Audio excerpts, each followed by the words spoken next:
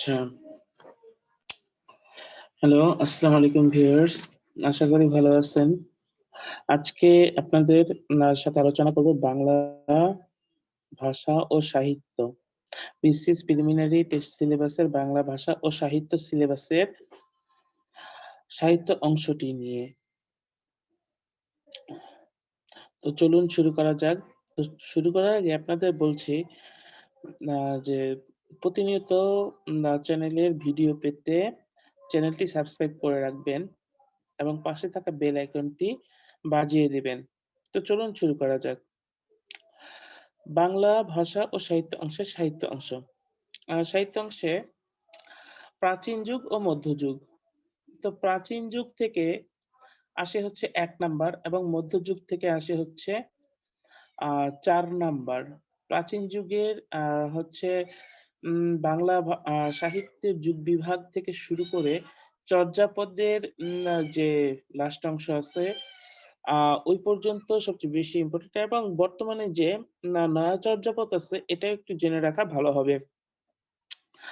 তো এখানে প্রাচীন যুগে মধ্যযুগের ভিতরে উম আ সা লোকসাহিত্য, তারপরে হচ্ছে পদাবলী, আরাকান রাজসভার সাহিত্য, আ এই ক্যাটাগরি থেকে প্রশ্ন আসে।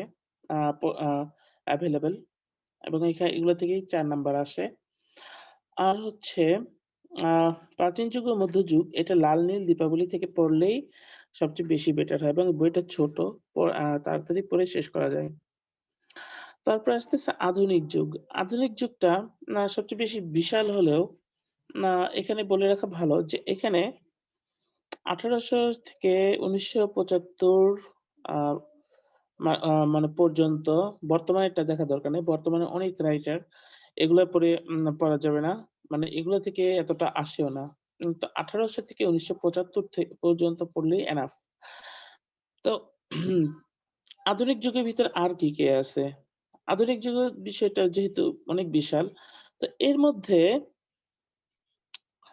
আরো আছে হচ্ছে পত্রিকা, তারপরে আসতেছে হচ্ছে আ মুক্তিযুদ্ধ ভিত্তিক গ্রন্থ। ভাষা আন্দোলন ভিত্তিক গ্রন্থটা এতটা বেশি ইম্পোর্টেন্ট না। তারপরে আসতেছে উম বিখ্যাত উপন্যাস, তারপরে হচ্ছে রচয়িতা মানে কোন রচয়িতা তো সবই। কোন শ্রেণীর রচনা? যেমন এখানে আসে যে অ উপন্যাসটি কোন শ্রেণীর? ঐতিহাসিক, সামাজিক নাকি বিয়োগধর্মী? এরকম ধরনের প্রশ্ন আসে। তো কোন শ্রেণীর রচনা এটা দেখতে হয়। তারপরে হচ্ছে বিখ্যাত নাটক এটা দেখতে হয়। তারপরে ফোর্ট উইলিয়াম কলেজ এটা একটু দেখে রাখা লাগে। তারপরে আসতেছে হচ্ছে আ এই তো।